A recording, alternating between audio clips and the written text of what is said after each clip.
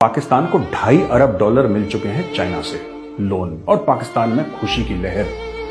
ये पहला मुल्क है जहां पे लोन मिलते ही स्टॉक एक्सचेंज में उछाला जाता है। अब मुझे ये नहीं पता क्यों, पर लोन मिलता है और एक खुशी की लहर, अरे कर्ज मिल गया, कर्ज मिल गया। ये कोई अच्छी बात नहीं है कर्ज लेना, लेकिन पाकिस्तान में ऐसा लगता है कि जैसे ईद और दिवाली एक ही दिन आ गई। बावले हो रखे हैं पाकिस्तानी, कर्ज मिल गया, कर्ज मिल गया हमें। चाइनीज गुर्दा कलेजी रखवा लेते हैं।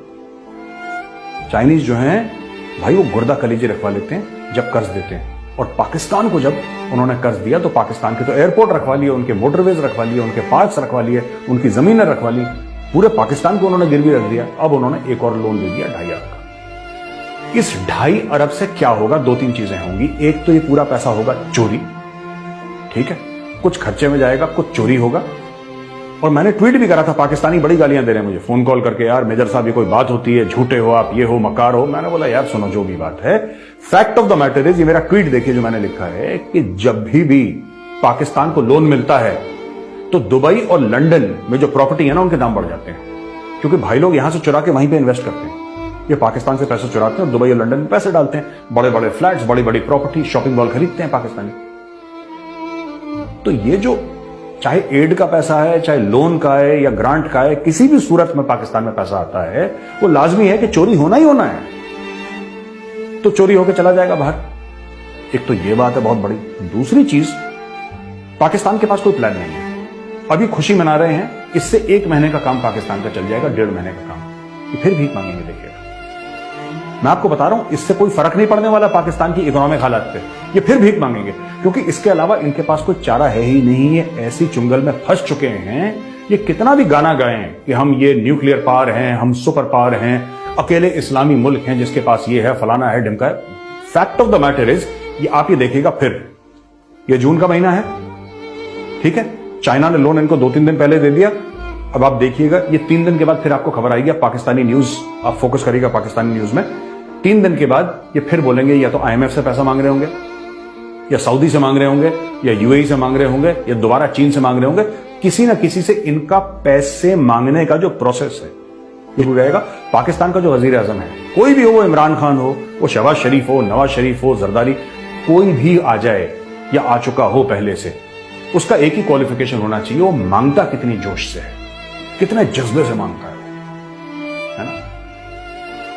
और इसमें शर्म लिहाज नहीं होता दोस्तों। एयरपोर्ट के अंदर जहां पर खचाखच भीड़ है, वहां पर पाकिस्तानी प्राइम मिनिस्टर की पैंट खोल दी तो क्या हुआ यार? इज्जत तो आने जाने वाली चीज है, आज नहीं तो कल थोड़ी बहुत मिली जाएगी, तब देख लेंगे। तो बात यह है कि ये फिर से मांगना शुरू करेंगे सऊदी अरब से। एक्सपोर्ट बढ़ाने का कोई प्लान है नहीं। टैक्स इन्होंने बोला कि 10% हम टैक्स जो बड़ी बड़ी कंपनियां उन पे लागू कर देंगे, but there is no plan. ये सब नी जर्क रिएक्शंस हैं, क्योंकि इनको प्लानिंग आती नहीं। और ऐसी बात नहीं कि इमरान खान को आती थी, इमरान खान को भी नहीं आती है, ये शहबाज शरीफ है, इसको भी नहीं आती, किसी को नहीं है।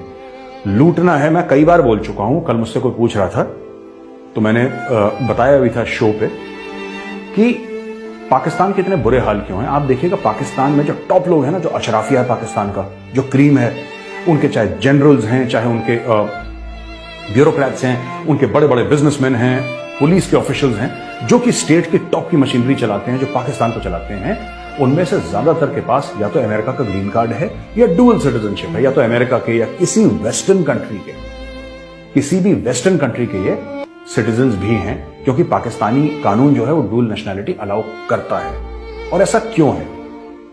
एक बार आप ये समझ गए ना कि इनके पास डुअल नेशनैलिटी क्यों है, ये 2-2 मुल्क के शहरी कैसे हो सकते हैं, ये 2 मुल्क के कैसे हो सकते हैं, तब आपको पाकिस्तानियों का माइंडसेट समझ में आएगा। बात यह है कि अपने वतन से, अपने मुल्क से मोहब्बत नहीं है इनको। और मोहब्बत तो छोड़िए, वो एक अलग बात है, अलग बात है। इनको अपने देश पे भरोसा भी नहीं है। मैं आपको सही बात बता रहा हूं, ये जितनी भी लंबी लंबी हांकें टीवी पे, जितनी भी लंबी लंबी बातें सोशल मीडिया पर करें, हम ये फलाने, हम ये ढिमके, ये जितना भी बोले, सच्ची बात अगर इनके दिलों में झांक के देखो, पाकिस्तानियों को अपने मुल्क की सच्चाई पता है। इनको लगता है आज डूबा, कल डूबा, परसों डूबा।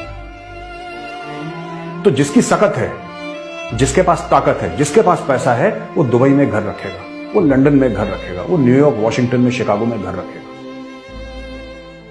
वो सिडनी में, या फिर न्यूजीलैंड में या कोई और मुल्क में, कोई और शहर में एक अपना घर रखेगा और बाहर अपना पैसा जरूर रखेगा, क्योंकि जिस दिन उनको ऐसा लगता है, मैं नहीं बोल रही है, उनका माइंडसेट बता रहा हूं, जिस दिन पाकिस्तान डूबे तो हम जहाज पकड़ के यहां से निकल लें और हमें क्या फर्क पड़ता है, हमारे पास तो अरबों डॉलर हैं बाहर, हमारे पास तो महल बने हुए लंदन में, हमें क्या वापस थोड़ा आएंगे मुल्क का। और यही माइंडसेट है जिसकी वजह से पाकिस्तान का इतना बेड़ा गर्क हो रखा है, क्योंकि इनकी लॉयल्टी नहीं अपने मुल्क के लिए, ये अपने मुल्क के लिए लॉयल है ही नहीं। पैसा कमाओ, लोन लो, उसका 10-20% नोचो, बोटियां नोचो आवाम की, बाहर चले जाओ और वेट करो, घड़ी देखते रहना। द डे पीपल से okay it's over, chartered jet लेके बाहर पहुंच जाओ, ऐश की जिंदगी। और इतना पैसा है कि 10-10 पुश्तैन की बैठ के खा ले, इनको कोई फर्क नहीं पड़ेगा।